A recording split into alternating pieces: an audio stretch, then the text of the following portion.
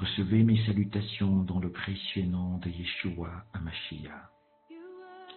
Alors, je viens par ce message encourager un homme et une femme. Cette personne qui entend la voix de Dieu. Il est dit dans sa parole que mes brebis entendent ma voix et me suivent. Et la voix de Dieu se fait entendre par ses messagers. Quoi qu'il advienne, je sais que je suis un messager. Je suis un semeur qui est sorti pour semer et fait tomber le grain au long du chemin. Le thème de ce message est intitulé « L'homme de Dieu est Dieu ».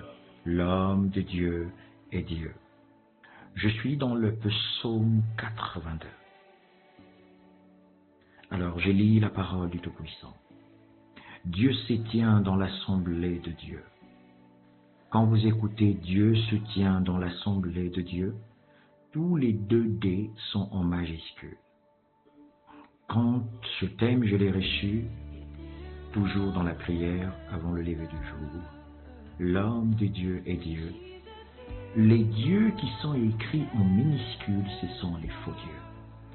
Les dieux des idoles, les dieux des francs-maçons, les dieux des rosicruciens, les dieux qui luttent avec le Créateur des mondes, ce sont des faux dieux. Mais un homme ou un fils véritable qui est appelé de Dieu, son nom est écrit en majuscule. En réalité, les fils des dieux, leur nom est écrit en majuscule parce que le Créateur des mondes les a fait à son image. Raison pour laquelle il est dit ici au psaume 82, Dieu se tient dans l'assemblée de Dieu. Et de Dieu ne s'écrit, le de Dieu n'est pas au pluriel. C'est de Dieu, un seul, une seule personne, qui peut être dans une grande assemblée, mais qui a la sémence de Christ dans son cœur, il devient Dieu. Écoutons la suite.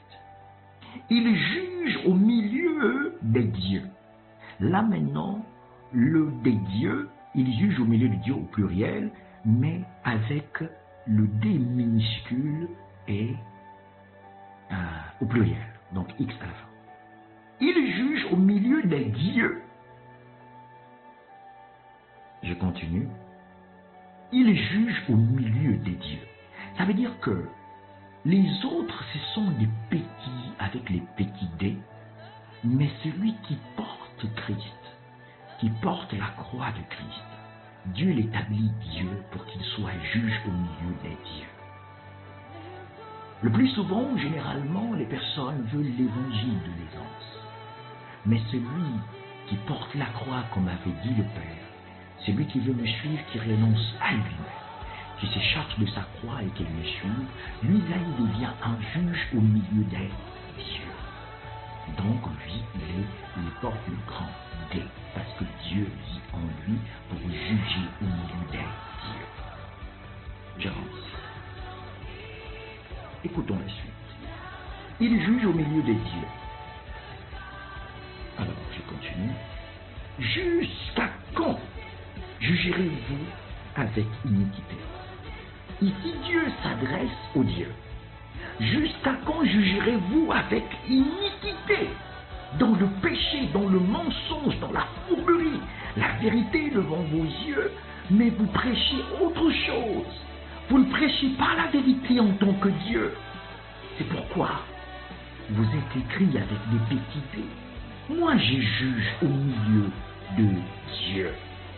J'ai choisi des personnes qui doivent porter mon évangile dans les coups, dans les outrages, dans la calamité, dans les souffrances, dans les prisons, dans les geôles. Parce que ce sont ceux-là où je choisis un point, une personne, 2 ou 3, qu'importe, mais qui portent mon dé, le grand Dieu, pour juger. Et il dit, jusqu'à quand, vous que j'ai établi sur la terre, jugerez-vous avec iniquité? Jusqu'à quand? Je continue sa parole puissante. Aurez-vous égard à la personne des méchants? Vous mélangez avec les méchants, vous êtes tellement contents. Cependant, vous ne jugez pas selon la vérité. Ils peuvent faire les méchants ce qu'ils veulent. Ils peuvent casser comme Oliguingema. Ils peuvent continuer dans la rose-croix, montrer qu'ils sont avec Jésus, alors que c'est des francs-maçons. Mais vous ne leur dites pas la vérité. Jusqu'à quand? Ça revolte le cœur de Dieu. Il dit ceux que j'ai établis pour être des juges sur la terre, des ambassadeurs, des ministres de culte sur la terre. Juge avec iniquité dans les mensonges. C'est juste déplorable.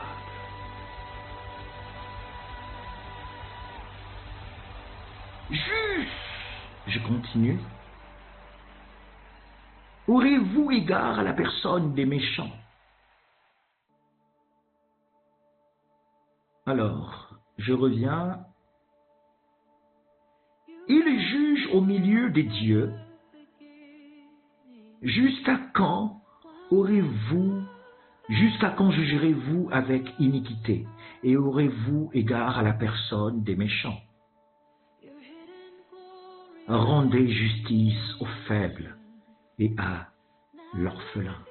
Rendez justice aux faibles et à l'orphelin. Rendez justice aux faibles et à l'orphelin. Là, c'est le grand juge qui parle aux juges de la terre. Rendez justice aux faibles et aux orphelins et aux faibles, aux personnes qui n'ont pas de force. Le pouvoir n'est pas pour piétiner les faibles, mais c'est pour leur rendre justice selon Dieu. Écoutez bien, vous qui pensez que vous êtes des rois infinis, que vous n'allez pas quitter la terre. Rendez juste aux faibles et à l'orphelin.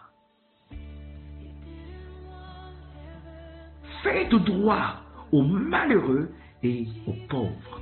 Faites droit aux malheureux et aux pauvres. Combien de malheureux qu'il y a au Gabon dans le monde? Est-ce que ceux qui gouvernent, ceux-là que Dieu a fait grâce d'être devant pour être des gérants, est-ce qu'ils jugent avec droiture? Est-ce qu'ils font droit? Est-ce qu'ils s'occupent des malheureux, des pauvres, des indigents? Faites droit aux malheureux et aux indigents. Souvenez-vous d'eux parce que j'ai créé le monde avec tout ce qu'il y a. C'est pour eux. C'est pour que personne ne souffre. Sauvez le misérable et l'indigent. Sauvez le misérable et l'indigent, le pauvre. Il faut les sauver parce qu'ils sont sans abri. C'est parce qu'Olivier a fait, il est en train de bousiller les maisons des gens. À peine il a pris le pouvoir, il est en train de casser les maisons. Si tu ne te répands pas, tu vas chier où vient le vent. Et si tu ne le fais pas très vite, parce que le Père va relâcher la pluie. Vous et vous, tous les suppôts des Satan, je m'adresse à tous les suppôts des Satan dans le monde. Vous voulez servir la créature et vous pensez que la créature peut être au-dessus du Créateur.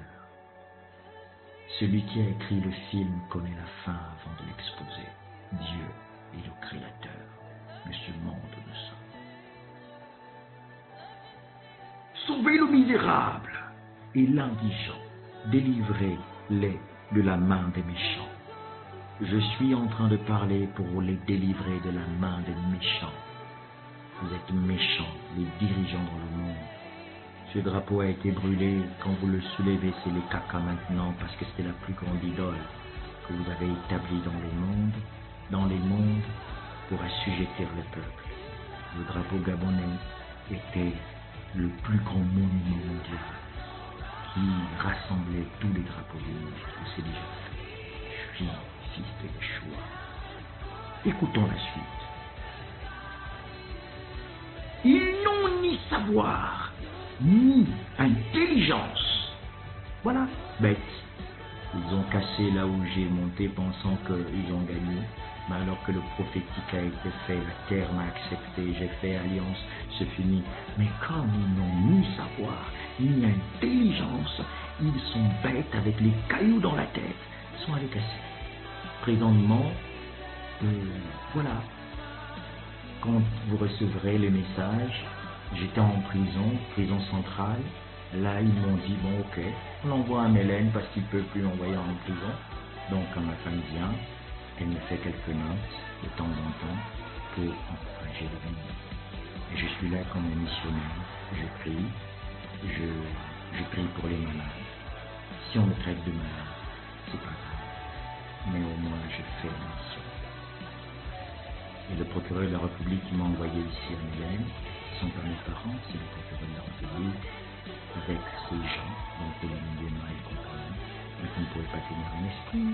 Je me sens bien, je suis là pour le moment, et quand j'aurai envie de sortir, j'aurai plus qu'à vous secouer nuit et jour. Si je veux, j'appelle la mort sur vous et vous allez mourir. Donc pour l'heure, je suis en mission ici, et je travaille pour que ceux qui sont ici soient délivrés avec les tombes que vous avez fait ici, les manguiers qui sont à l'entrée de Mylène, qui sont des hôtels. Il faut vraiment tout briser pour que Dieu restaure notre pays. Gabon. Gabon, ce sera maintenant Gabon, c'est plus Gabon, Gabon, la Nouvelle Jérusalem, parce que la Nouvelle Jérusalem, c'est Gabon. Peut-être que vous ne le savez pas. Alors, je suis au verset 5. Ils n'ont ni savoir ni intelligence.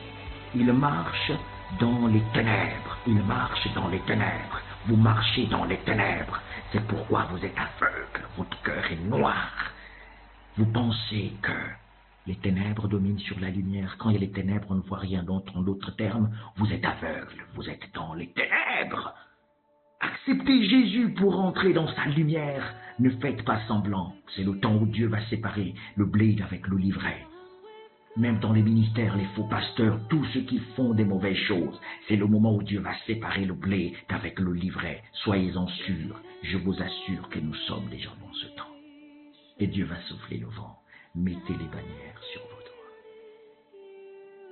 Ils n'ont ni savoir, ni intelligence. Ça, vous ne l'aviez pas. Ils marchent dans les ténèbres. Tous les fondements de la terre sont ébranlés. Vous marchez dans les ténèbres et tous les fondements de la terre, donc les secrets de la terre sont ébranlés. J'étais sous la terre et j'ai appris les secrets qu'il y a sous la terre. Et maintenant, sachez une chose, que vous qui êtes dans les ténèbres, vos fondements sont ébranlés. Mais moi, Dieu m'a fait grâce d'aller dormir sous la terre comme un mort, et j'ai entendu la voix de la terre me parler. Parce qu'au commencement, Dieu créa les cieux, et ensuite la terre. Et la terre est un grand esprit où l'homme est sorti. Donc j'ai fait alliance avec la terre, au Ligingema, répands-toi. Vous, tous qui avez fait alliance avec Omar, quand vous dormez, vous voyez toujours l'image d'Omar. Ali Bongo, vous avez fait des alliances avec lui, vous voyez toujours ces images dans les rêves. Répentez-vous, venez voir le fils de Yeshua. Il va prier pour vous et vous accorder la grâce de rentrer dans le paradis de Dieu. Écoutez la suite, oh my God. Je suis au verset 6, du psaume 82. J'avais dit, vous êtes des dieux. Alléluia. Vous êtes tous des fils du Très-Haut. Cependant, vous mourrez comme des hommes. Vous tombez comme un prince quelconque. Écoutez, si Dieu dit, j'avais dit, vous êtes des dieux, c'est parce que vous ne vous comportez pas comme des dieux. Il est obligé de vous rappeler en disant, mais dans le passé, quand j'avais commencé le monde, quand j'ai créé la terre, je vous ai créé à mon image, selon ma ressemblance. En d'autres termes, j'avais dit, vous êtes des dieux. Mais vous marchez comment? Comme des simples hommes. Vous mourrez comme un prince quelconque, donc le niveau d'un fils de Dieu, mais vous mourrez comme un prince quelconque. En d'autres termes, vous ne devrez même pas mourir comme un prince. Vous devrez partir comme des dieux, être enlevé comme Élie. Partir avec le sceau de Dieu, en marquant une histoire sur la terre pour la gloire de Dieu. Mais j'avais dit, qu'est-ce que vous faites? J'avais dit, vous êtes de Dieu. Vous êtes tous les fils du Très-Haut, pas le haut, le Très-Haut. Parce que le diable est quelque part. C'est pourquoi Dieu dit les fils du Très-Haut. Le diable vous a dit qu'il est le haut. Non, mais il n'est pas le Très-Haut. Mais moi, je suis un fils du Très-Haut. Et nous devrions comprendre que le j'avais dit, c'est pour t'ouvrir la mémoire, la conscience, pour te dire comment tu marches et où est-ce que tu es en train de marcher, qu'est-ce que tu es en train de faire. J'avais dit tu es un Dieu. Je te rappelle que tu es un Dieu. Le Javé te rappelle que tu es un Dieu. Arrête de marcher comme une personne ordinaire. J'ai mis ma parole dans ta bouche pour que tu sois un juge sur la terre. Je suis ton ombre. Et tu es en moi, je suis en toi. C'est pourquoi il dit, celui qui m'aime sera aimé de mon Père. Les deux nous viendrons, nous ferons notre demeure chez lui. Donc, tu es un fils du Très-Haut. Si tu ne le réalisais pas, il faut que tu comprennes que tu es l'empreinte de Dieu sur la terre. Tu es l'ombre de Dieu sur la terre. Et que tu es le juge de Dieu sur la terre. Et ce Dieu s'écrit avec un grand D. Peut-être que tu as encore un petit D, en train de ricaner, de raconter plein et plusieurs choses qui n'ont pas de sens. Et il faut que tu comprennes que c'est le temps de fils et de filles. Dans les derniers jours de Dieu, je répondrai de mon esprit sur toute chair, aux fils et aux filles prophétisent. Je ne sais pas où est-ce que tu es, mais c'est le temps de la prophétie. Je t'exhorte en tant que fils et concitoyen du royaume des cieux sur la terre, car mon royaume est au-dessus. C'est la grâce de Dieu, il m'a choisi pour venir recadrer les choses et venir annoncer les oracles. Si tu entends la voix de Dieu, n'endurcis pas ton cœur, comme les enfants d'Israël quand ils étaient au désert, en train de se révolter. Moïse, pourquoi tu nous as sortis de l'Égypte? Là-bas on mangeait telle et telle chose. Je vous parle du pain de vie qui est Jésus. Et c'est le temps de la grâce, c'est le temps de la grâce. Revenez, répondez, parce que bientôt après, paix et grâce, que ceux qui ont des oreilles entendent.